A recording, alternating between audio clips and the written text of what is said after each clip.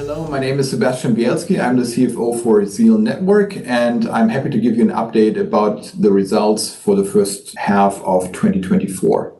As a quick summary, we had an exceptionally efficient and extensive acquisition in the first half. We actually acquired a record number of new customers. We had great revenue growth of 40% year on year that also led to an even better growth of EBITDA of 46% year on year.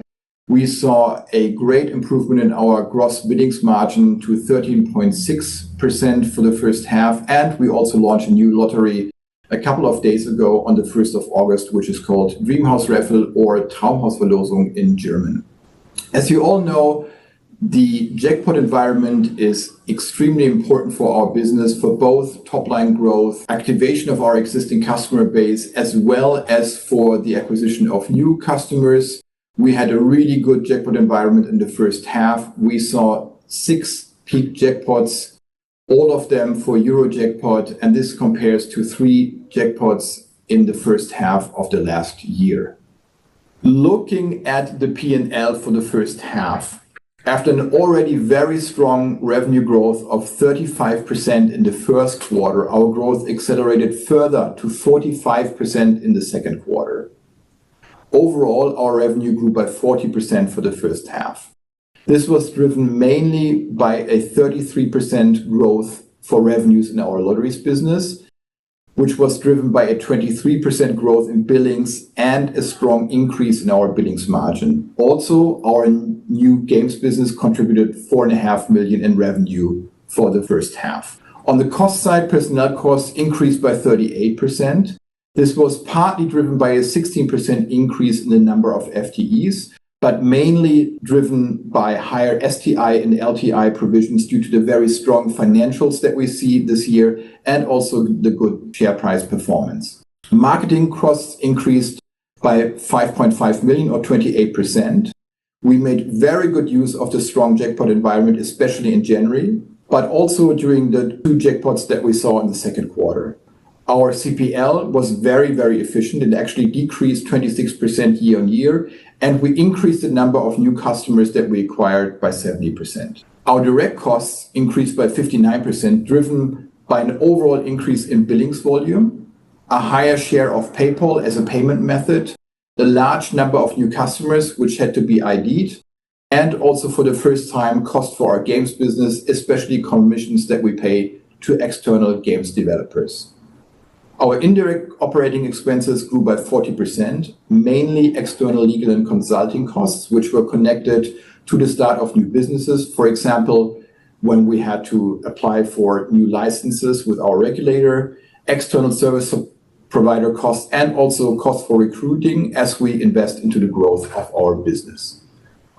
As I had already mentioned, our EBITDA grew by 46% to 20.1 million. It is also very interesting to look at the EBITDA for the first and second quarter in comparison. The EBITDA for the first quarter grew by 1%, but in the second quarter, our EBITDA grew by 141%. This really highlights the scalability and also the fixed cost leverage that we have in our business. Looking at a couple of our top KPIs, as I already said, our billings volume increased by 23%. This was driven by an increase of 21% in the number of monthly active users, which now stands at almost 1.4 million, and 2% increase in the average billings per user. The strong growth in our monthly active users was driven by both the new customers coming into our database and also an increased level of customer activity from existing users. As I'd already mentioned, we had a very, very good acquisition half. Our cost per lead decreased by 26%. The number of registered new customers increased by 70%. And also our gross margin improved very strongly to 13.6%. Let me now guide you a little bit through this page, which we had already shown to you before, and which shows our strategic goals for 2024 and how we're tracking against them. The first goal that we had was to improve our billings margin in our core brokerage business. Here we've made very, very good progress. We're now standing at 13.6% for the first half, We actually stood at 13.9% for the second quarter. Besides a mix change where we are selling more high margin products, we've also now fully implemented the increase in our customer service fee at the beginning of June. You will see the full impact of these increased service fees in the third quarter. We have made very good progress on our brand marketing, and our brand marketing really works. We can see the impact of our brand marketing and the TV campaigns in the volumes and the efficiencies across all marketing channels, particularly in high jackpot situations, but even in low jackpot environments, we have been able to improve our customer acquisition metrics. Looking at our games business, we have more than 100 games live. 10 of these are softer, lower RTP games, which produce a higher margin for us.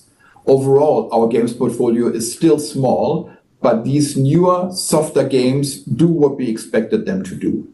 We're actively managing the exposure of our games category to our customers. While we do face regulatory restrictions for cross-selling games into our core lottery base, we have also not dialed up the exposures of games yet. Finally, we also said that we would launch a new charity lottery, which we actually did a couple of days ago. It is called Dreamhouse Raffle. It is a product which is unique in Germany and which I will explain in more detail a little bit later. As I already said, one of the highlights in the first half is definitely the increase in our billings margin, which for the first half stands at 13.6% and for the second quarter at 13.9%. And as you can see from this chart, the biggest driver of the very good increase that we saw versus last year is the price optimization, and especially the price increase in terms of the customer service fees, which we implemented at the beginning of June. As I said, we launched a new charity lottery at the beginning of August. It is called Traumhausverlosung, in English Dreamhouse Raffle. It works just like a tombola, but we actually raffle a real dream house. You can see a picture of the first house that we are raffling on the left-hand side of the chart. It is located at the Baltic Sea. It has a worth of 1.1 million. And in addition to winning this house, a customer can actually also win 50,000 euros in cash so that all expenses like moving are paid. The house is also fully equipped with furniture, which we're doing together with a well-known German interior design magazine called Schöner Wohnen. Each of the raffles also supports a charity product. The first charity partner that we have is called DKMS. It is a charity connected to fighting bone cancer. We had a great start with this product, but obviously it's too early to tell, given that we're only live for about a week. We also want to reiterate our guidance for this year. We still expect revenue to come in between 140 and 150 million, which would mean a growth of between 21 and 29% versus the last year. EBITDA is still expected to come in between 38 and 42 million, which would mean a growth of 16 to 28%.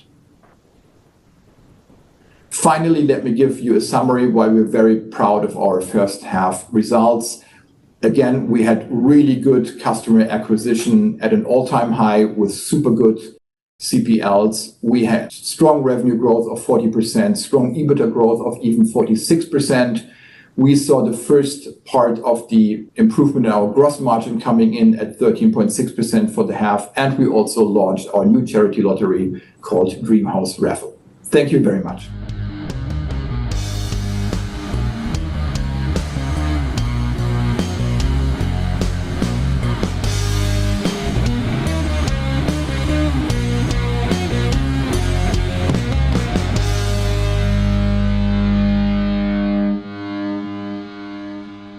Disclaimer. As described in the legal section on our website, seat11a.com, this publication is for informational purposes only. This means it is not intended to provide you with any investment advice.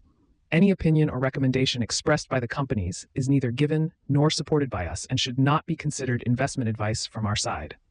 Also, remember that any opinion or recommendation expressed is subject to change without further notice. The content is obtained from sources believed to be reliable, but we do not guarantee its accuracy, completeness, or timeliness. Seat11a.com and its employees disclaim all liability for any loss that may arise in any form from any use of the information in the video, audio, and on our website. We neither express any opinion on the future value of any security or other investment vehicle, nor recommend any investment based on the information provided. Please consider the publications and our website as a platform for companies to present themselves. You need to seek financial advice from an expert regarding the accuracy and appropriateness of the material presented or recommended by the companies in the publication. As we are just considered a publisher, we may hold and trade securities in the presenting company, whether it is a listed or private company. By consuming our content, you agree to these terms and the terms in our legal section on our website.